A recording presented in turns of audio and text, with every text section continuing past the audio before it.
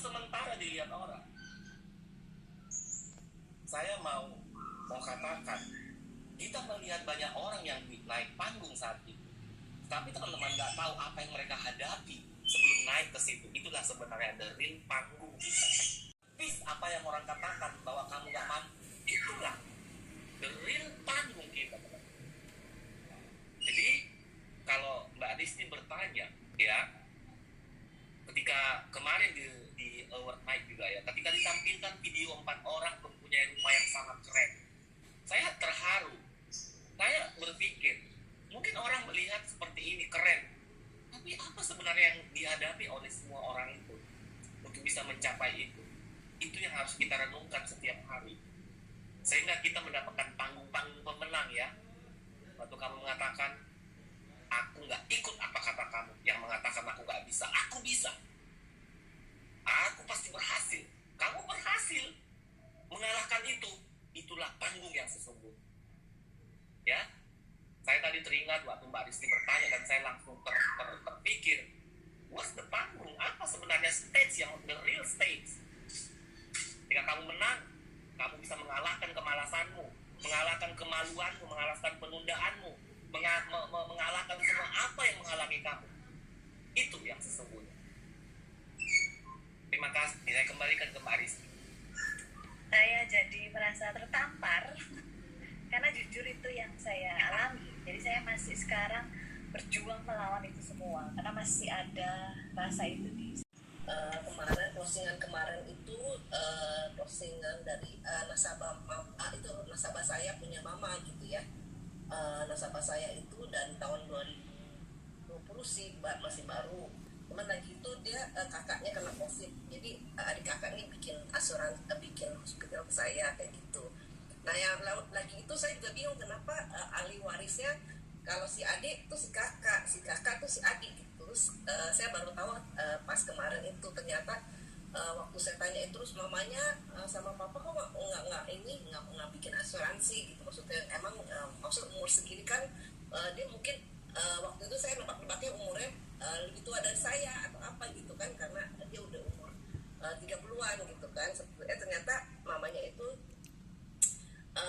malahan dia di bawah saya ya, maksudnya di sekolahnya itu sama gitu ternyata pas kita ngobrol-ngobrol seperti itu ya. Nah pas waktu saya ngobrol-ngobrol gitu saya jelasin waktu saya liburan kemarin tuh si anaknya tuh WA ke saya, tante si mama sih kayak udah kepengen deh bikin asuransi gitu, maksudnya gitu, karena anaknya bilang gini, ma kalau misalnya sakit nanti biaya mahal loh. Jadi si anaknya yang ngomong gitu. Nah karena kemarin si anaknya itu ototnya sakit gitu, maksudnya dia habis sampai 2 jutaan gitu. 2 jutaan kan tapi nggak disuruh MRI gitu kan. Kalau MRI dia nanya sama saya, kalau MRI boleh siapa lagi, ada Mbak Rizky, ada Sausan, ada Eza sama Soli. Terus ini Tengku Imelda siapa nih? Ini siapa nih? Nisa Pak. Oh Nisa, Yemi juga? Ya. Yemi ya BI. Oke teman-teman, saya mau sharing tentunya pengalaman yang what do I do first time saya join di bisnis ini, ya kan? Jadi buat teman-teman yang baru ya, tapi tentunya juga ini saya seperti ini, saya kasih catatan ini adalah untuk juga saya sendiri sama kita semuanya. Tapi yang paling terpenting adalah apa yang saya lakukan dulu pada waktu pertama kali saya join di bisnis ini ya. Nah saya ingat ya, pertama kali itu yang pertama ya, step number 1 adalah imagine ya, atau bahasa kerennya dream. Jadi saya harus membayangkan ya, akan menjadi apa saya, atau saya akan mencapai apa. Orangnya banyak bermimpi, bisa juga tuh kita bikin menjadi 10 tahun ya kan.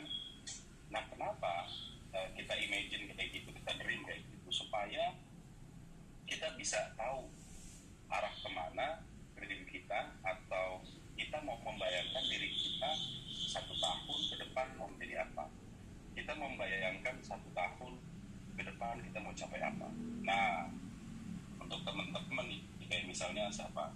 Ada di sini ada Mas Bagus, ya kan? Mas Bagus, membayangkan nggak 1 tahun ini atau 1 tahun ke depan Mas Bagus ketika join di bisnis ini mau menjadi apa, mau mencapai apa, ya kan?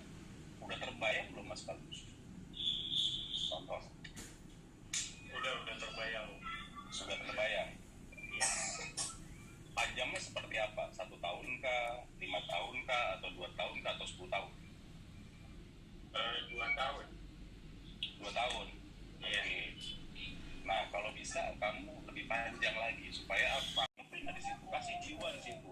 Kalau enggak, mohon maaf ya, juga kemana-mana, udah gitu aja, beres. Ya terserah sih, kalau cuma mau duit 1 juta, 2 juta, ya. Tapi kamu wasting time.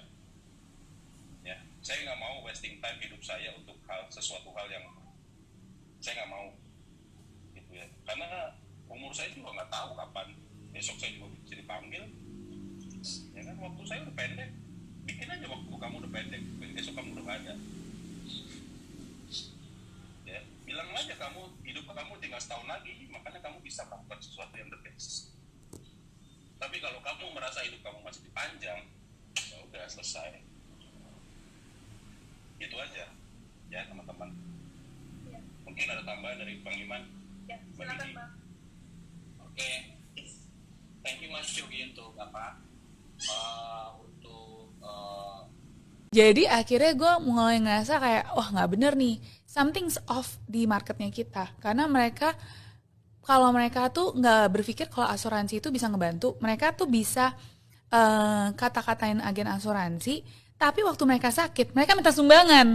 Nah di situ gue ngerasa kayak wah gue di sini punya suara gitu. Maksudnya platform gue itu ada followers yang terbukti ya mereka bisa galangin dana segala macam. Dan gue pikir kenapa gue nggak pakai hal ini untuk gue kasih tahu betapa pentingnya edukasi asuransi gitu. Karena asuransi itu menurut gue, karena udah terjadi banget sama temen gue yang notabene istilahnya gue tahu banget dia ngejualin semua aset-asetnya, atau misalnya sampai cairin deposito gitu, deposito anak, biaya Dana asuransi pensiun. pendidikan. Asuransi pendidikan. Anak Oke. itu istilahnya sampai benar-benar ya semuanya lah gitu buat suaminya. Nah jadi gue pikir wah nggak bisa nih, orang Indonesia harus dikasih penjelasan tentang asuransi. Memang di satu sisi at that time masih banyak ya agen asuransi yang bisa dibilang Tanda kutip lah ya. tanda kutip mungkin tidak menjelaskan dengan baik, atau bisa dibilang mungkin sebagai gue sendiri sebagai nasabah asuransi saat itu gue nggak ngerti sebenarnya gue dapetnya apa.